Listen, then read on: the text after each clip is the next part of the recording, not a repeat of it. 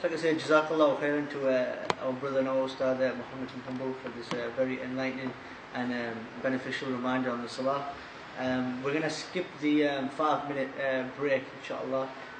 If any of you want to get up and catch some fresh air, or you want to stretch your legs, then you're more than welcome to do so. But inshallah, we're going to move straight on to the Q&A.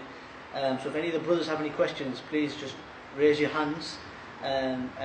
Keep it related to the topic, inshallah. And any of the sisters, if they have any questions, please send them down on a piece of paper with one of the children, inshallah. We'll send a young child up, inshallah, shortly. So if any of the brothers have any questions, please just raise your hands. You mentioned the Duha prayer. Can you just elaborate on that a little bit more? Okay, the brother asked me to elaborate on the Duha prayer. So the Duha prayer is a prayer that encompasses the thanks to Allah subhanahu wa ta'ala for all of the bones and the joints in your body. And it's prayed any time from shuruq, which is sunrise, until zawal, which is a minute or two before dhuhr. But the best time to pray it is when the sun gets hot. And those of you who spent some time in hot countries, you know 10:30, 11 o'clock is when the sun really starts to get hot. That's the time to pray duha prayer. And it's 2 rak'ah. So you pray 2 rak'ah with the intention of salatul duha. You read them as long or as short as you want. What we sometimes encourage the brothers to do at work, where I work, is we pray duha prayer in our morning break. So we get a break about 10:15 or 11 o'clock, and we pray the prayer at that time, inshallah. So it's 2 rak'ah that you pray between shuruq and zawal, and ideally in the mid-morning between 10 and 11, that kind of time, inshallah. In which prayers can you make dua and sujood and ruku in another language apart from Arabic? Okay, the brother asked regarding dua in ruku' and sujood in which prayers? I don't want to say in my opinion, but my advice to you is, and this is only advice, my sincere advice to you is, keep your sujood and your ruku' du'as to Arabic, and learn the du'as of the Prophet ﷺ. In reality, I know certainly on Islam QA and other websites, they allow people to make du'a in other than Arabic, especially in the voluntary prayers. But me personally, I say to you, honestly, in all honesty, keep your du'as in sujood in Arabic, because it will have the benefit of you learning the du'as for the things that you need, and your du'as will be better, your language will be better, and you avoid this issue of making du'a in another language inside of the prayer. I wouldn't personally do it in the obligatory prayers anyways, but me personally, my advice is that you do it in Arabic. And my advice is in general that you try as much as you can for all of your du'as, inside and outside of the prayer. If you can learn a du'a from the du'as of the Prophet ﷺ for it, then use it. Because it's better than your du'a, and it has more barakah than your du'a. You sit there saying, oh Allah, please help me with regard to my work, and please help me to get this job that I want. And you could just say, Allahumma aghnini bihalalika an haramik wa bifadlika amman siwak. This dua is much better than the dua that you are going to make about your job and your work. So my advice to you is, in general, stick to the du'as of the Prophet ﷺ as much as you can, and keep your du'as that you make in English to a limited number when you can't find a du'a for what you want. Because the du'as of the Prophet ﷺ have more barakah in them, their language is better, they're closer to Allah subhanahu wa ta'ala, and you get the reward of implementing the sunnah. And they contain many hidden benefits. For example, if I was to say, all of you think of the best dua that you can think of from the top of your head in English about asking Allah to give you wealth. But it will not be better than this dua of the Prophet ﷺ, oh Allah, enrich me with your halal over your haram, and with your virtue over everybody else. Because that is going to be a better dua. The dua is of higher standard, it encompasses many more things. It means that not only that Allah gives you wealth, but that the wealth is halal, and that He keeps you away from the haram, and that He encourages you to ask Him alone and not to ask anyone else, and makes you independent and not dependent upon your fellow human beings. So there's a lot of benefit in the du'as of the Prophet ﷺ that we don't get when we make the du'a ourselves. Even if you want to pass an exam, there are du'as, Allahumma ja'alni min amri yusra, oh Allah, make my situation easy, make this thing that is going to happen easy for me. There are du'as of the Prophet ﷺ. So my advice to you is, if you must make dua in English, keep it outside of the prayer. If you must make it in the prayer, make it in the voluntary prayer. And ideally try outside and inside of the prayer to make as many of your du'as in Arabic as you possibly can.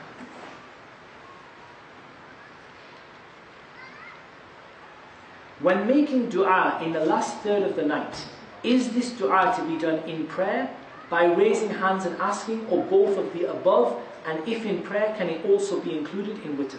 Yes, all of them. You can make dua in the last third of the night by just making dua, raising your hands and asking Allah. But ideally, the context of the ahadith about it is in prayer. And that is in sujood, after the tashahhud, when you finished your dua in the tashahhud, and so on and so forth. And also after the prayer as well. So it's all of the above. All of the above. And Allah knows best.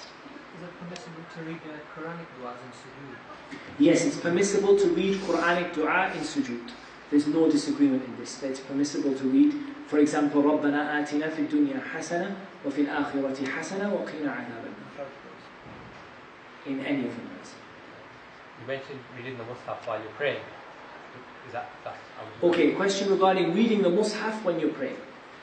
I strongly discourage anybody from reading the Mus'haf when they are praying unless they have a reason to do so. And if they have a reason to do so, there's no harm in it in the voluntary prayers. What's a reason to do so? There's only two reasons that I can think of. One, if you are the one person who is appointed to correct the Imam in Salat al-Tarawih. Because the Imam, you're frightened the Imam maybe will forget some verses or will make mistakes in certain ayat, certain passages. So in this case, one person is appointed to have a copy of the Quran and to follow the Imam.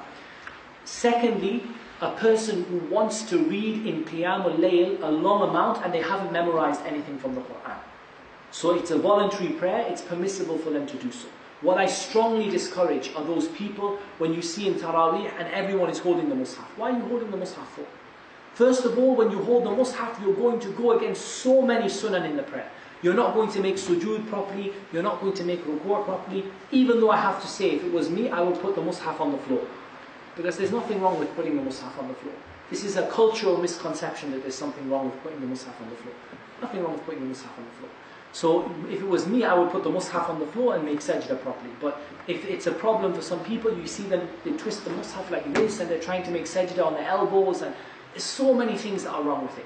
So the advice is, do not hold the Mus'haf in the prayer unless you have a need. But if you have a need, then it's permissible in the voluntary prayers, like you want to read a lengthy amount in the night prayer, or you need to correct the Imam in the voluntary prayers in general. But otherwise, I wouldn't advise it. And especially not mobile phones, because it's really, the problem is, if you just opened your phone and the Mus'haf was there, it would be okay, but it's switching the phone on, and then you swipe, and then you type in your password, and then you cancel the text messages, and then you open the app, and then you scroll down to the, so there's a lot of things. SubhanAllah, Imam al-Shafi'i used to consider, if you move 3 times in your prayer is invalid. So if you scratch your nose, scratch behind your ear, and scratch the back of your head, you have to pray again, according to Imam al-Shafi'i. Now these days, subhanAllah, you make 7 movements to open your phone up. SubhanAllah. So it's something that you should really bear in mind and try your best to avoid holding the Mus'haf in the prayer. But for those who need it, for those 2 reasons, inshallah, there's nothing wrong with doing so. Is it permissible to make dua outside of the salah, sajda? So if you were just outside of salah and you just, let's say it was after the salah, if you were to get into sujood and make dua. Is it permissible to make sujood outside of the prayer for the purpose of dua? No, not unless you have a reason, like sujood al-shukr. Sajdat al-shukr, which is where something, and sajdat al-shukr is not something you do all the time. It's something that you do when something really significant happens. For example, you were in £50,000 worth of debt and it got cleared in 1 day. Like you passed your exams after 4 years. Like something major. Some people, they do sajdat al-shukr for, subhanAllah, they got up and the car wasn't broken into, sajdat al-shukr, subhanAllah. It's something, find a balance. I'm not saying don't do it, but I'm saying that the Prophet ﷺ would do it for things that was very significant. Someone became Muslim who he'd been trying to guide for a long time, these kind of things. And sajdat al-shukr is that you make sajda and you out of thanks to Allah subhanahu wa ta'ala for something major that happened to you. So Sajda al-Shukr is one example where you might make sujood outside of the prayer. And likewise, I suppose, Sajda al-Tilawa, when you're reading the Quran and you come across a place of sajda, there is a certain dua that you read at that time. A certain set of du'as that you can read at that time. Other than that, I wouldn't make sajda for the purpose of making du'a, because it's not from the sunnah. But to raise your hands, to face the qibla, and to do all of the other things. And I'll just plug the website, du'as.com, for just, inshallah, this is something, a project that I've been working on with some of the brothers, and it has a collection of du'as, duas.com, du'as and tips, when to make du'a, how to make du'a, and things that make your du'a accepted, and it has a lot of like sort of du'as maybe that people can learn in their salah and stuff like that, inshallah. What is the most authentic ruling of reading Fatiha behind the Imam? Okay, very good question. Reading Surah Al-Fatiha behind the Imam. The Prophet ﷺ said, there is no prayer for the one who does not read Fatihat al-Kitab. And the Prophet ﷺ said, whoever does not read the al-Quran, you know, the Surah Al-Fatiha, then his prayer is invalid, or it is deficient, not complete. Some of the ulama allowed not reading Al-Fatiha when the Imam is reading aloud. But in reality, it doesn't have a lot of evidence for it. When you look at their evidence, all of the hadith that they bring, none of them mention Surah Al-Fatiha. Not one single hadith that they bring as evidence, like our Shaykh Al-Albani, rahimahullah, not one of the hadith that he brings as evidence mentions anything to do with Surah Al-Fatiha. So my advice in general is that you read Surah Al-Fatiha behind the Imam, whether he's reading aloud or quietly. You read Surah Al-Fatiha behind the Imam, whether he's reading aloud or whether he's reading quietly. And if he's reading aloud, you wait till he says Ameen, and then you read it quickly as possible, even if it means you have to overlap the surah that comes afterwards, because of the severity of the punishment of the one who doesn't read Surah Al-Fatiha in the prayer. How do we read the Sunnah Salah? Do we pray Sunnah in twos or fours? All of the Sunnah is prayed in twos. There's not one single Sunnah that's prayed in fours. All of them are prayed in twos. How do we pray witr? And when do we pray witr? Okay, with regard first of all to when you pray witr. Ideally, witr should be the last prayer that you pray at night, or the second last, and you pray 2 rak'ah afterwards. Because like Shaykh Al-Albani rahimahullah said, there's some evidence the Prophet sometimes used to pray 2 rak'ah after witr. However, it's not a condition for witr to be the last prayer. So if you want to pray witr with the Imam in Taraweeh, and then pray tahajjud afterwards, there's nothing wrong with that. But don't pray witr twice in one night, because the Prophet ﷺ forbade praying witr twice in one night. And I also strongly dislike those people who they complete the witr by, as in, instead of when they pray 1 rak'ah and they stand up to make it 2 so that they haven't prayed witr. This is something that's not from the sunnah. The sunnah is pray your witr and then pray afterwards, no problem. But don't make 2 witr in one night. So what my advice would be with regard to Qiyam al-Layl is if you know that you're going to pray Qiyam al-Layl with the Imam, delay your witr and make it the last prayer. But if you think, oh, I might pray, I might fall asleep, then pray your witr with the Imam at Taraweeh, and then just pray your option, just pray extra prayers afterwards, but don't repeat the witr. Don't pray 2 witr in one night. And don't get in the habit of praying witr and standing up to complete it, because it really doesn't have any evidence. How do you pray witr? There are 3 ways to pray witr. There are 4 ways, and one of them is haram. 3 ways that are permissible to pray witr. The first way that is permissible to pray witr is to pray 2 rak'ah, do taslim, assalamu alaikum wa rahmatullah, assalamu alaikum wa rahmatullah, pray another single rak'ah. Another way that it's permissible to pray witr is to pray 3 rak'ah together without the middle tashahhud. Without the middle tashahhud. So that's 1 rak'ah, 2 rak'ah, 3 rak'ah, no sitting in between, and then finish. And another way that it's permissible to pray witr is just to pray 1 rak'ah on its own, without praying the 2 before. It's haram to pray witr in the form of maghrib, i.e. to pray 2 rak'ah, to sit and then to stand up. Because the Prophet ﷺ forbade making witr like maghrib, i.e. 2 tashahhud and then 1. So what is recommended, what you have to do for witr is either to pray 3 with no sitting, or 2 taslim and then 1, or 1 on its own. And all of these are narrated in the sunnah of the Prophet ﷺ. Can tahajjud be prayed without witr? Of course it can be prayed without witr, but of course witr is the most important prayer, so you should ideally aim to make witr part of your tahajjud. If you fall asleep, or the other evidence regarding witr is the hadith of Abu Hurairah, when he said, my beloved, my Khalil, advised me 3 things. And one of the 3 things is to sleep with witr. So don't go to sleep at night until you've prayed witr. If you know you're going to stay up, no problem. But Abu Hurairah, he used to stay up and he used to divide his night into 3. He used to sleep for a third, and revise hadith for a third, and pray for a third. And because the Prophet ﷺ knew that he would often get busy, he might miss his witr, revising hadith, he advised him to pray his witr early. So Abu Hurairah used to pray his witr after Isha, and then he used to pray his qiyam after that. So that's another evidence for the delaying of, or the bringing witr forward. If you fall asleep for 5 to 10 minutes, will your wudu break? It depends in what situation you're in. If you're sitting down in a situation where it's unlikely that you're going to break wind, then no, falling asleep for 5 minutes doesn't break your, as long as it's a very light sleep. So 2 conditions, it has to be a very light sleep, and you have to be sitting up. Not slouched backwards, or not a heavy sleep, but a fairly light sleep, where you're fairly conscious of what's going on, but you're just dozing, and you will know if you break your wudu or not. Anything else, you should renew your wudu. Last paper question before I take some more questions from the brothers. Importance of the 6 fasts of Shawwal. Well, it's a question from upstairs. Importance of the 6 fasts of Shawwal. The Prophet ﷺ said, whoever fasts the month of Ramadan and follows it with 6 fasts from Shawwal, Allah subhanahu wa ta'ala will write that he fasts the whole year. He will get the reward of fasting the whole year. Very, very easy to do. What my advice is to you with regards to the 6 fasts of Shawwal is that you pray them, you fast them straight away after Eid. Don't delay it, because honestly you delay and then you're like looking at the calendar, is there 6 days left in Shawwal? That's not good.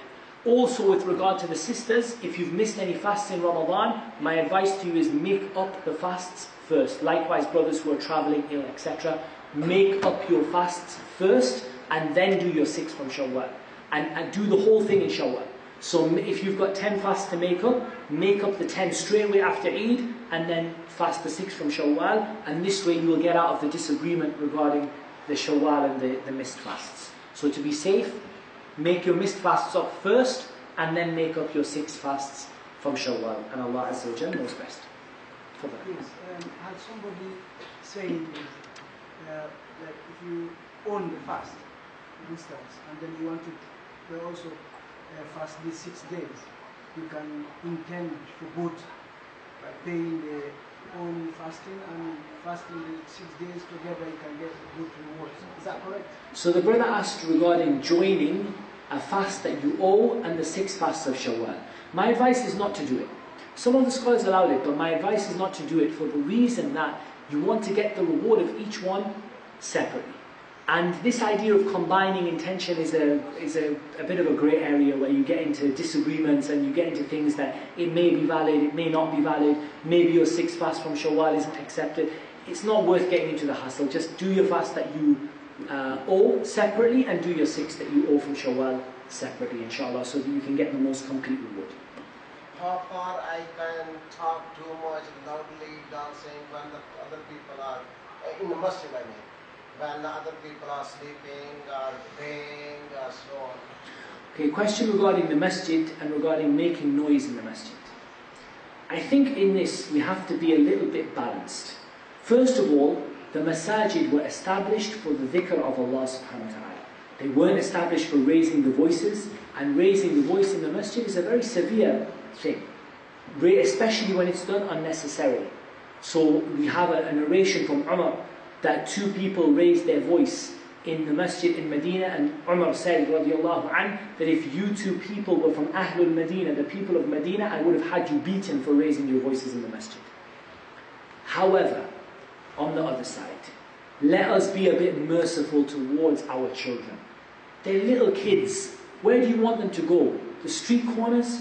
Subhanallah, some people with regard to the children, they don't implement the sunnah. And the Prophet ﷺ used to be extremely merciful with regard to the children disturbing people in the prayer. 2 examples. In one example, the Prophet ﷺ saw Al-Hasan or Al-Hussein tripping up. He was a toddler and he was standing up and falling over. The Prophet ﷺ stopped his khutbah, came down from the mimbar and picked him up. This is the mercy of the Prophet ﷺ towards the children. In another even more clear example, one of the 2 of them, they climbed on his back when he was making sajda. If someone did that to the Imam today, the Imam will stand up, break his prayer, throw the child against the wall, hang the child on the mimbar and make the parents come and apologize in front of everybody. SubhanAllah, the Prophet ﷺ said, I didn't want to disturb him or harm him by getting up from the sajda, so I let him play. He's playing horsey on the back of the Prophet ﷺ when he's in sajda. And he lets him play. Ya ikhwan, yes, you teach your children the adab of the masjid. You teach your children, it's very important, especially what brother mentioned, it's extremely important. The masajid are for the dhikr of Allah. They're not for screaming and they're not for shouting and they're not for messing around.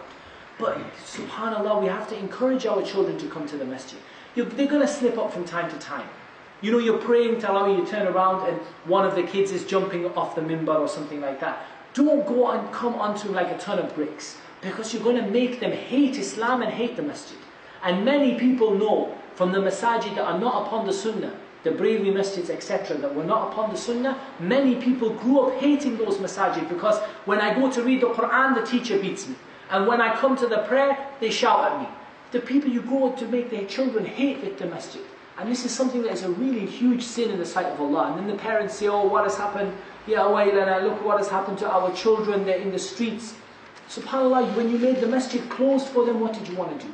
Let them have a little bit of fun, but keep it with a balance. So when they get too noisy, say to them, look, the masjid is for dhikr, come on, let's sit down, let's read some Quran, and balance it out. Don't let them get away with murder, don't let them, scream and shout and disturb people, but at the same time, show a bit of mercy towards them, because if you don't, those children are going to be on the street corners, and then you're going to be sat there saying, what happened to my children?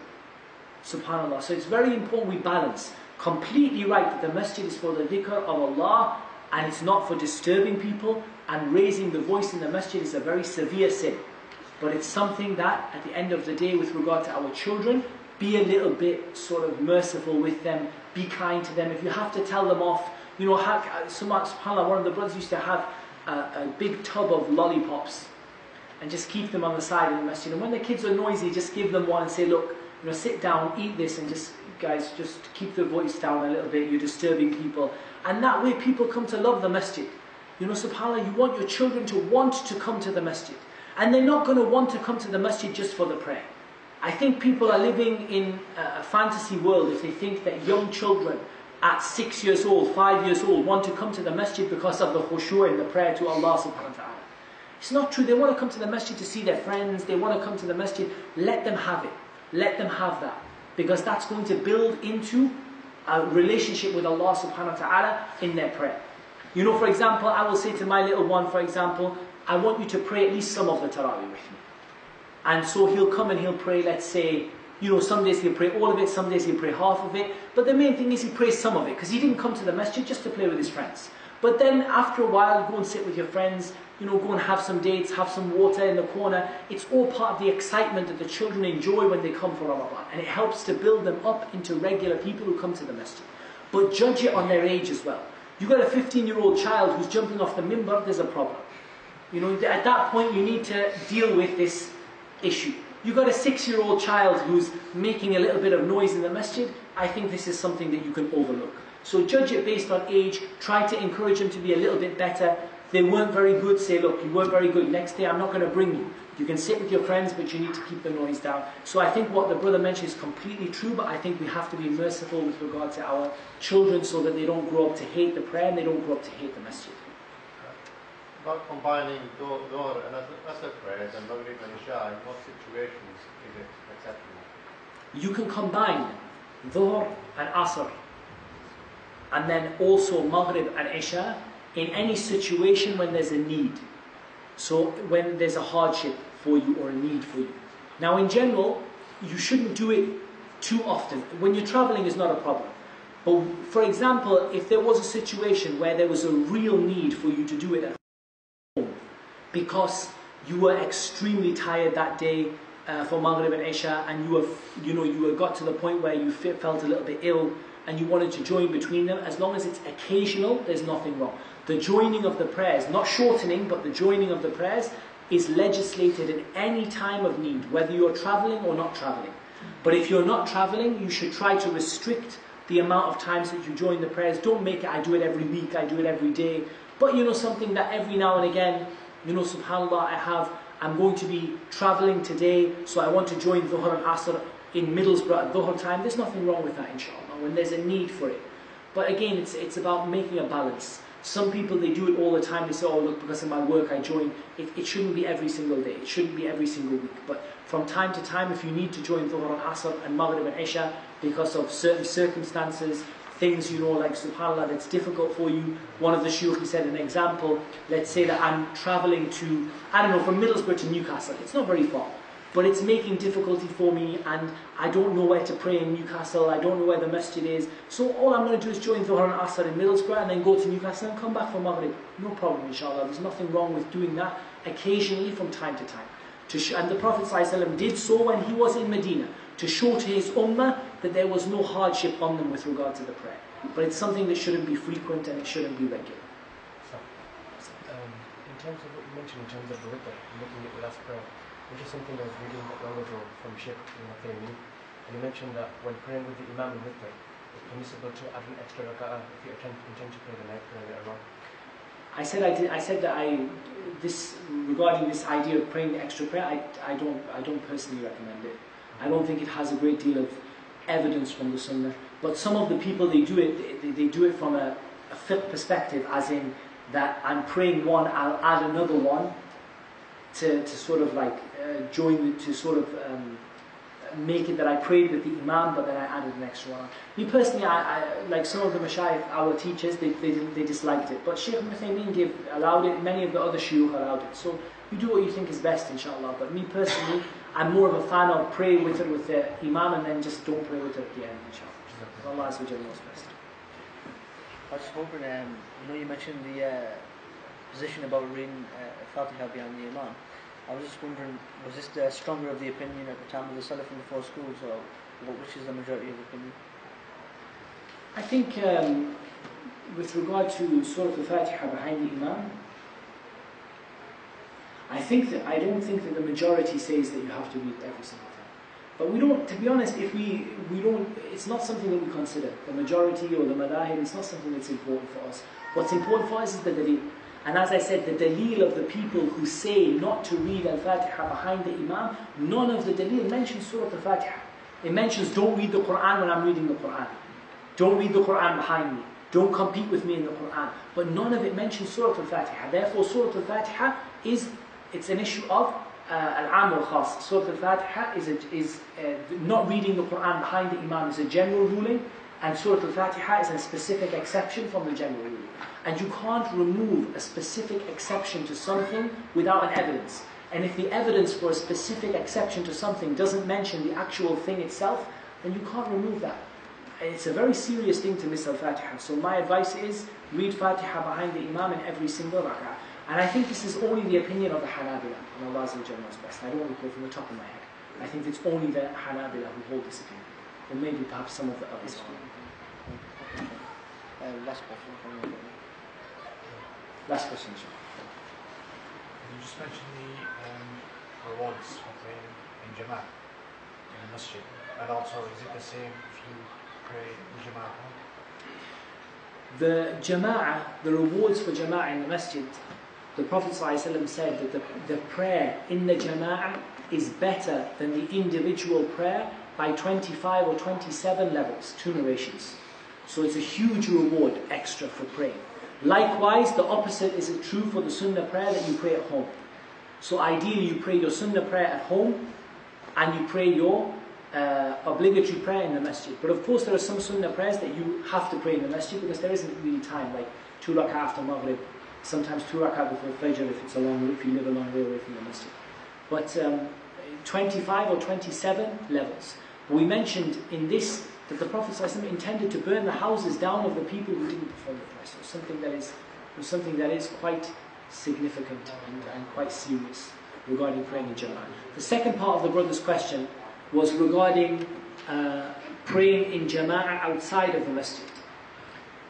If you have no alternative because you couldn't get to the masjid, because you live too far away, because you were at work and you couldn't get out, then you have to hope that that you're going to get that reward from Allah subhanahu wa ta'ala. But ideally, you don't want someone praying a Jama'ah in the house next door to the masjid, ideally. But again, if I missed the prayer, I'd rather pray the missed prayer in Jama'ah than I would on my own. So if, let's say, for example, I missed Asr prayer, I'd rather, even if it means I just get the kids together and the family at home and pray, at least, I'm coming as close as I can to the Jama'ah. But in general, the Jama'ah is to be held in the masjid. But of course, there are exceptions like when we're at work or when we can't get to the masjid, so we should try to pray in Jama'ah then as much as we can. And inshallah, the rewards will be achieved, bi'idhnillah ta'ala. So we wrap up there, guys, inshallah, because we've taken a lot of your time. Jazakumullahu khayran wa barakallahu feekum. سبحانك اللهم وبحمدك أشهد أن لا إله إلا أنت أستغفرك وأتوب إليك والصلاة والسلام على نبينا محمد وعلى آله وصحبه أجمعين.